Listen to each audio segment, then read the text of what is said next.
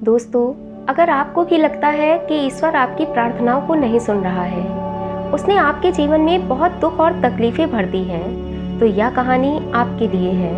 क्योंकि इस कहानी को सुनने के बाद आप या तो समझ जाएंगे कि जब आप भगवान से प्रार्थना करते हैं तो भगवान उन मुश्किलों को दूर करने के लिए कोई ना कोई रास्ता जरूर बनाता है। तो आइए भगवान के प्रति अटूट विश्वास से भरी इस कहानी को सुनते हैं। एक बहुत फेमस डॉक्टर थे जिनका नाम मार्क था। वह एक कैंसर स्पेशलिस्ट थे। एक बार वह किसी सम्मेलन में भाग लेने के लिए दूसरे शहर जा रहे थे, क्योंकि वहां पर उन्हें नई मेडिकल रिसर्च के लिए पुरस्कार दिया जाना था। अपने इस रिसर्च के लिए उन्होंने रात दिन मेहनत की थी, इसलिए पुरस्कार मिलने पर वह बहुत उत्साहित थे और जल्द से जल्द सम्मेलन में पहुंचना चाहते थे। जब वह प्लेन से जा रहे थे तब प्लेन में तकनीकी खराबी के कारण प्लेन की इमरजेंसी लैंडिंग करानी पड़ी। दूसरी फ्लाइट कई घंटे लेट थी, इसलिए मार्क को लगा कि वह सम्मेलन में समय पर नहीं पहुंच पाएंगे। इसलिए उन्होंने डिसाइड किया कि वह बाकी का रास्ता टैक्सी से तय करेंगे। इसके लिए उन्होंने टैक्सी किराए पर ली। उन्हें टैक्सी तो मिल गई पर ड्राइवर नहीं मिला। डॉक्टर मार्क ने टैक्सी खुद ड्राइव की और शहर की ओर निकल पड़े। रास्ते में बहुत जोरों का तूफान आया और फिर बारिश होने लगी। बारिश के कारण वह अपने रास्ते से भटक गए। 2 घंटे तक वह अनजान सड़कों पर घूमते रहे। उन्हें भूख भी लगने लगी। तो उस सुनसान सड़क पर वह गाड़ी को इधर उधर चलाने लगे। तभी कुछ दूरी पर उन्हें एक पुराना सा मकान दिखा। वह उस मकान में गए और दरवाज़ा खटखटाने लगे। एक औरत ने दरवाज़ा खोला।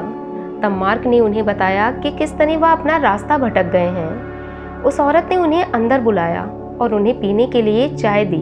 साथ ही उनसे यह भी कहा, मौसम जब ठीक हो जाए तब आप आगे चले जाना। डॉक्टर मार्क वहीं पर बैठ गए। थोड़ी देर बाद उस औरत ने मार्क से कहा, आप भूखे हैं इसलिए खाना खा लीजिए। डॉक्टर मार्क को बहुत तेज भूख लगी थी, इसलिए वह खाना खाने बैठ गए। उस औरत ने कहा, क्या खाने से पहले आप भगवान से प्रार्थना नहीं करते?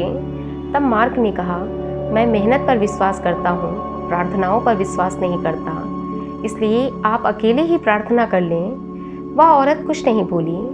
वह अकेले ही अपने बेटे के साथ भगवान की प्रार्थना करने लगी। मार्क ने देखा कि वह स्त्री जब प्रार्थना कर रही है तब बहुत उदास थी, पर उसके चेहरे पर प्रार्थना को लेकर पूर्ण विश्वास था कि ईश्वर उसकी प्रार्थना को जरूर सुनेंगे। उस औरत ने भगवान से प्रार्थना की और खाना खा लिया।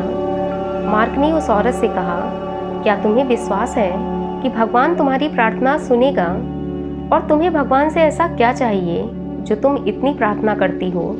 उस औरत ने धीमे से उदासी भरी मुस्कुराहट के साथ कहा, ये मेरा बेटा है और इसको कैंसर है, जिसका इलाज मार्क नाम के एक डॉक्टर ही कर सकते हैं, लेकिन मेरे पास इतने पैसे नहीं हैं कि मैं शहर जाकर अपने बेटे का इलाज करवा सकूं।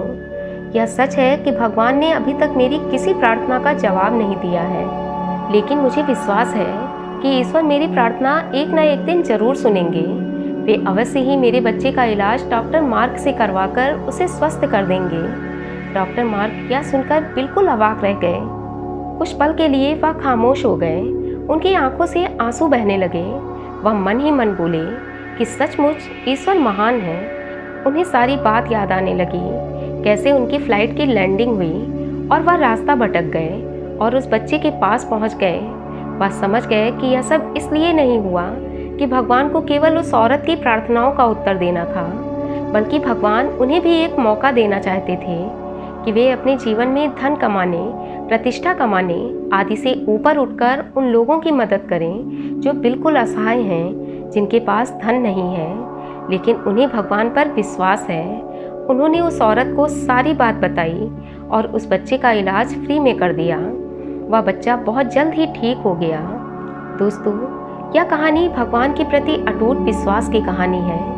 यह कहानी हमें यही सीख देती है कि लाइफ में जितनी भी मुश्किलें आए, हमें कभी भी भगवान के ऊपर से भरोसा नहीं तोड़ना चाहिए। अगर आप भगवान पर विश्वास करते हैं, खुद पर विश्वास करते हैं, तो भगवान भी आपके विश्वास को कभी टूटने नहीं देंगे। हो सकता है कि आपके काम देर से पूरे हों, लेकिन भगवान आपके लिए कोई ना कोई रास्ता ऐसा बना देंगे जिससे आप उन मुश्किलों से निकल पाएंगे। यह कहानी हमें एक और भी सीख देती है कि जितना हो सके आप दूसरों की मदद ज़रूर करें, क्योंकि जब आप दूसरों की मदद करते हैं तो ईश्वर भी आपकी मदद करते हैं।